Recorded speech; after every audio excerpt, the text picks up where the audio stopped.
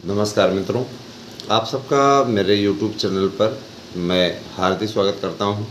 दोस्तों, जैसा कि कल हमने आपको बताया था और आज मैंने आपको मॉर्निंग में और दोपहर वाली वीडियो में अवगत कराया, सूचित किया, आप लोगों को जानकारी दी कि पहली बात NCT की महत्वपूर्ण बैठक जिस पे मैं आपको अपडेट देने जा रहा हूं, आप लोग अवश्य इसको देखेंगे और समझेंगे, सुनेंगे भी।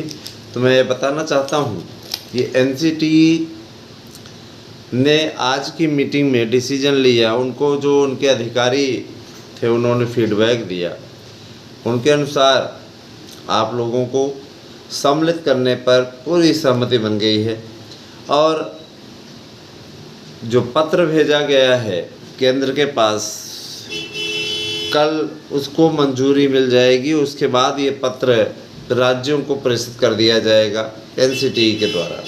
तो अब आपको ज़्यादा इंतज़ार करने की आवश्यकता नहीं है, ज़्यादा आपको परेशान होने की आवश्यकता नहीं है। जाहिर सी बात है कि आप की जो आकांक्षा थी, आपकी जो इच्छा थी, उस इच्छा की पूर्ति अब देखा जाए तो पॉसिबल होती दिख रही है। तो मित्रों, अगर देखा जाए तो बहुत दिनों का आपका ये संघर्ष अब फलीभूत होता दिख रहा है।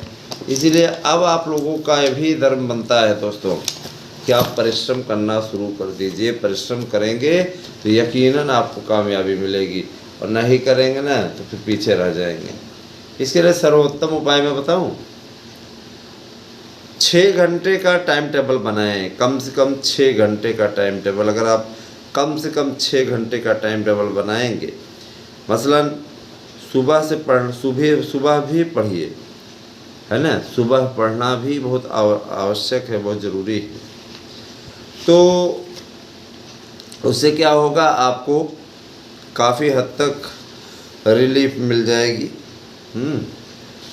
सुबह में आप अगर टाइम टेबल बना लें, अब देखिए हम इसलिए आपसे बार बार कह रहे हैं क्योंकि ये 100% तय है कि आपकी जो परीक्षाएं हैं TGT PGT की, जिस पे अपडेट आ रही है, ये 25-26 नवंबर को, अभी देखिए ये बात हुई थी तो उसके आधार पर मैं बता सकता हूँ कि निश्चित रूप से हो जाएंगी, उसमें कोई समस्या नहीं है परीक्षाओं को लेकर के। लेकिन हम लोग सबसे बड़ी चीज़ पदों की संख्या बढ़ाने पर जोर दे रहे हैं कि पदों की संख्या हर हाल में बढ़े, क्योंकि देखिए पदों की संख्या बढ़ने पर आपके लिए प्लस पॉइंट हो जाएगा, है ना। पदों की संख्या बढ़ने पर आपके लिए प्लस पॉइंट हो जाएगा और इसके लिए प्रयास किया जा रहा है, उम्मीद की जा रही है कि आपके पदों की संख्या बढ़ेगी। क्योंकि देखिए ये एकदम स्पष्ट है दोस्तों कि पदों की संख्या नहीं बढ़ती है तो कंपटीशन बढ़ जाएगा, ऐसा इनका कहना है ना। आप सोच रहे हो क्या लिखा हुआ है, तो ये जो कुछ नोट करके लाए हैं मैं बताना चाहता हूँ। परीक्षा की तिथियों को लेकर के इनका ये कहना है, स्पष्टता है कि हमारे नोट करने वाले जो नोट करके ले आते हैं मैटर को, उनका स्पष्टता कहना है कि परीक्षा जो है समयबद्ध तरीके से 25-26 नवंबर को होगी।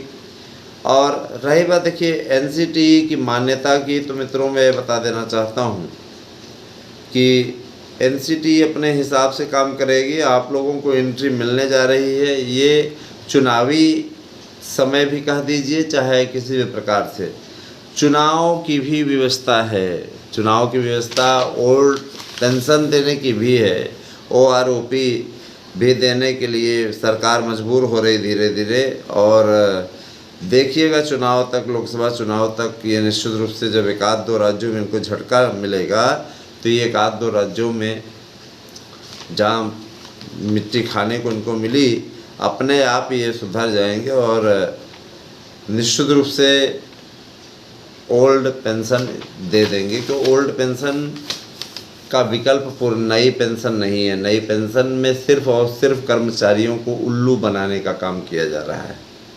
नई पेंशन स्कीम इसलिए भी बेहतर नहीं कि अगर नई पेंशन स्कीम इतनी ज़्यादा कारगर होती तो लोग पुरानी पेंशन मांगते ही नहीं, जाहिर सी बात है पुरानी पेंशन में क्या रहता था, जितना आपको वेतन मिल रहा है ना, उसका आधा आपका पेंशन बनता है। तो ये अच्छा रहता है। मान लीजिए कोई 40,000 पा रहा है तो रिटायरमेंट होने पे उसको 20,000 पेंशन मिलेगी। और नई पेंशन में कुछ नहीं है, नई पेंशन में कुछ भी नहीं है, तो नई पेंशन का कोई मतलब है नहीं। तो भैया हमें पुरानी पेंशन चाहिए, हमें नई पेंशन से कोई मतलब नहीं। नई पेंशन आप रख लो, पुरानी पेंशन हमें वापस कर दो। अब रही बात ये कि अब सभी लोग क्यों इतना ज़्यादा उछल रहे हैं, पहले क्यों नहीं उछले है ना। तो भैया ये बात है, देखिए लोहा गर्म रहता है तभी चोट करनी चाहिए, ऐसा मेरा मानना है। और ऐसे ही आज के संगठन इसीलिए वो कर रहे हैं, है ना। मैं मानता हूँ देश के प्रधानमंत्री ईमानदार हैं, सब कुछ है, मुख्यमंत्री बहुत ईमानदार हैं, हमें ईमानदारी पर कोई संदेह नहीं और आप लोगों की कर्मशीलता पर कोई संदेह नहीं। भर्तियाँ निकालिए ना, भर्तियाँ निकालिए जो बीएड बेरोजगारों के लिए आप लोगों ने किया, उसके लिए तो पूरा बीएड परिवार आपका ऋणी है और हमेशा रहेगा। आपने एंट्री दिलाई। और ये बात बिहार से हमारे कुछ मित्र पूछते हैं, मैं उन्हें बता देना चाहता हूँ कि बिहार वालों को भी एंट्री मिल जाएगी। जब इधर एंट्री मिल जाएगी, बिहार सरकार तो एक बार याचिका वापस ली है, दूसरी बार याचिका खारिज हुई है। जाहिर सी बात है कि बिहार सरकार आपको शामिल ही नहीं करना चाहती, है ना। लेकिन आप चिंता मत करिए, जब इधर से हो जाएगा तो बिहार में भी सम्मिलित होने से आपको कोई नहीं रोक पाएगा। तो यही सारी चीज़ें थी दोस्तों। एनसीटी ने डिसीजन ले लिया है फाइनल रूप से और आपकी एंट्री होने जा रही है। नोट्स लेने के लिए 92 19 16 67 52 पर मैसेज करें। एक नोट्स के साथ दूसरा नोट्स फ्री है, 100%